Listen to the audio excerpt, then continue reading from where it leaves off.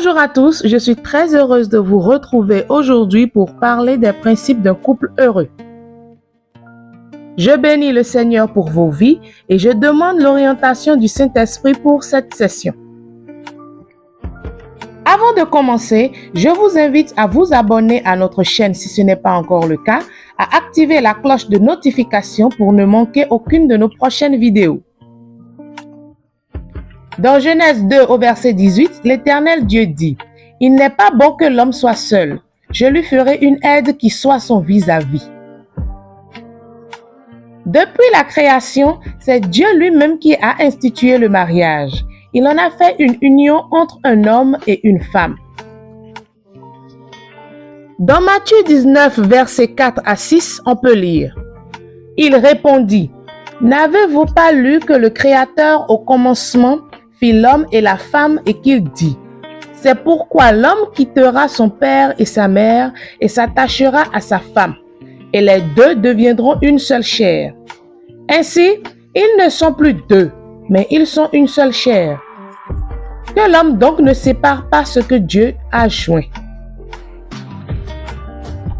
Beaucoup de personnes se mettent en couple pour des mauvaises raisons et sont étonnées après que cela n'a pas marché, alors que Dieu a prévu que le couple soit heureux. C'est ce qu'on lit dans Proverbe 18 au verset 22. « Celui qui trouve une femme trouve le bonheur. C'est une grâce qu'il obtient de l'Éternel. » L'une des grandes raisons des problèmes dans le couple est le manque d'amour véritable. La plupart des mariages sont basés sur de l'amour conditionnel.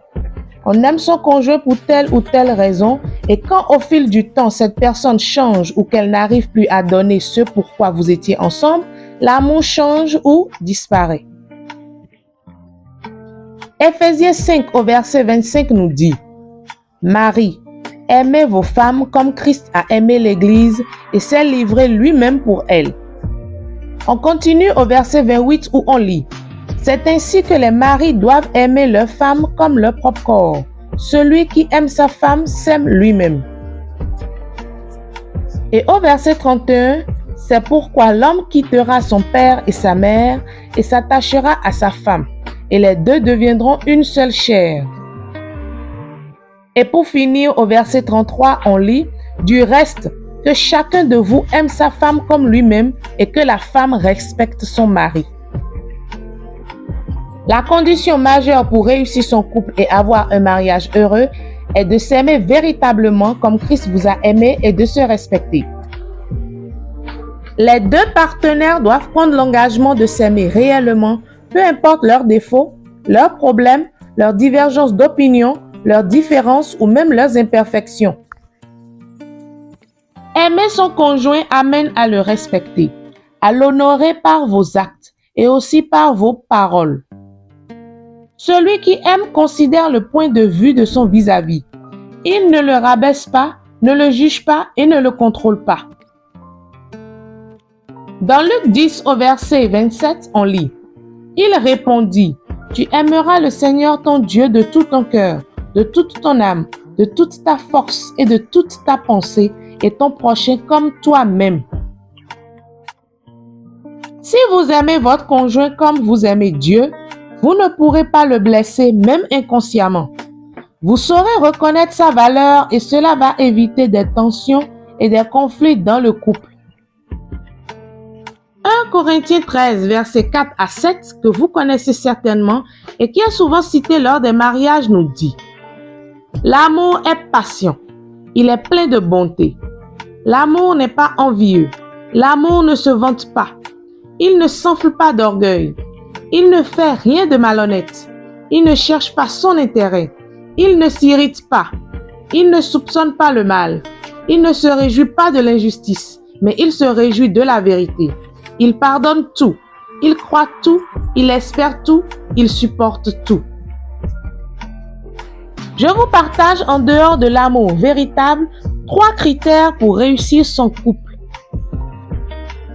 Le premier critère est faire de Dieu la priorité de votre foyer. Ecclésiaste 4, verset 12 dit « Et si quelqu'un est plus fort qu'un seul, Les deux peuvent lui résister et la corde à 3 fils ne se rompt pas facilement. Le même verset dans la version Semeur dit: un homme seul est facilement maîtrisé par un adversaire, mais à deux, ils pourront tenir tête à celui-ci, et une corde à triple brin n'est pas vite rompue.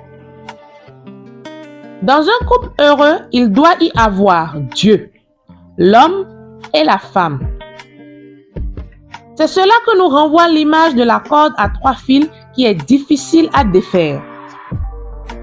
Lorsque surviennent les difficultés, l'homme et la femme doivent se tourner vers Dieu, lui seul est le véritable conseiller.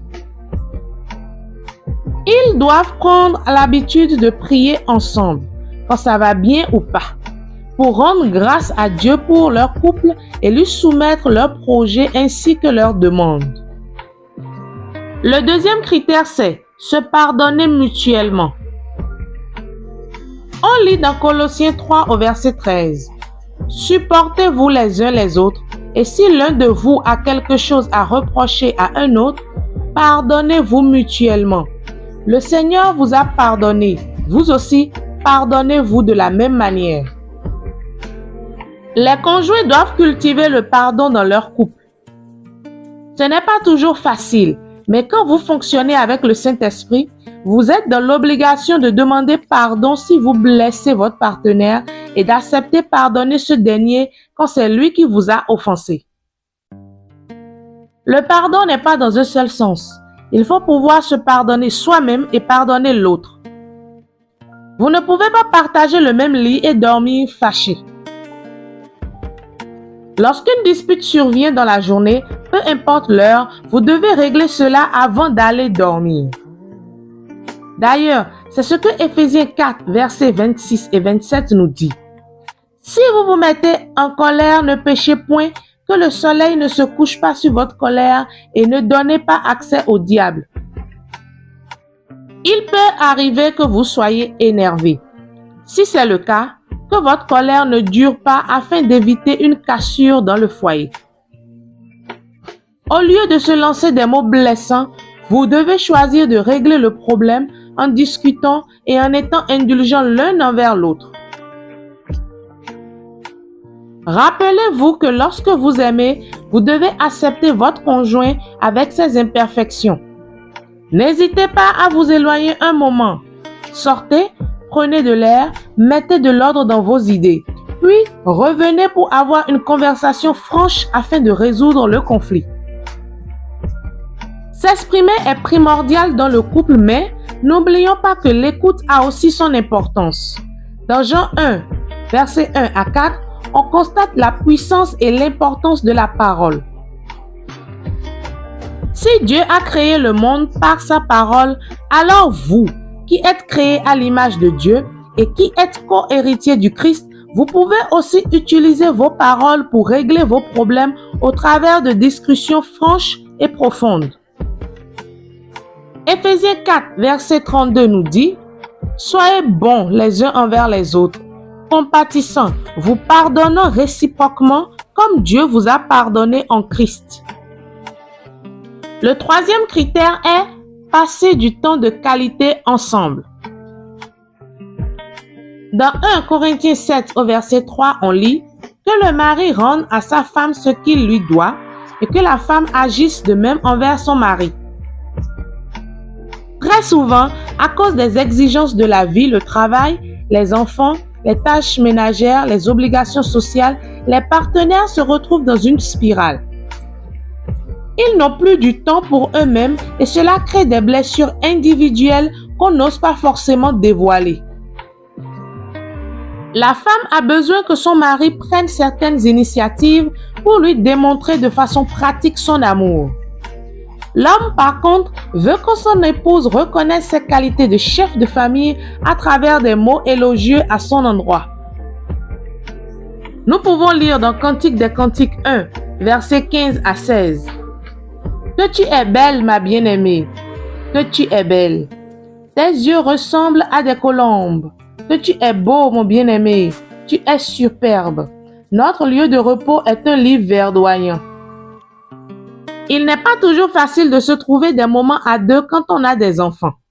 Mais si vous pouvez faire garder les enfants, alors organisez des balades ensemble le soir, partez en week-end, allez manger au restaurant, assistez à des concerts, faites des jeux de société à deux, lisez la Bible ensemble, faites les tâches ménagères en discutant. Et pendant ces moments où vous vous retrouvez à deux, n'hésitez pas à vous complimenter et vous dire combien vous vous aimez. C'est important de se rappeler qu'on s'aime et que les promesses du début n'ont pas été oubliées. Que les hommes prennent l'habitude d'offrir des cadeaux à leurs femmes sans attendre les anniversaires et que les femmes n'hésitent pas à apprécier les qualités de leur mari. Le couple doit avoir le plus souvent des discussions sincères sur comment élever les enfants.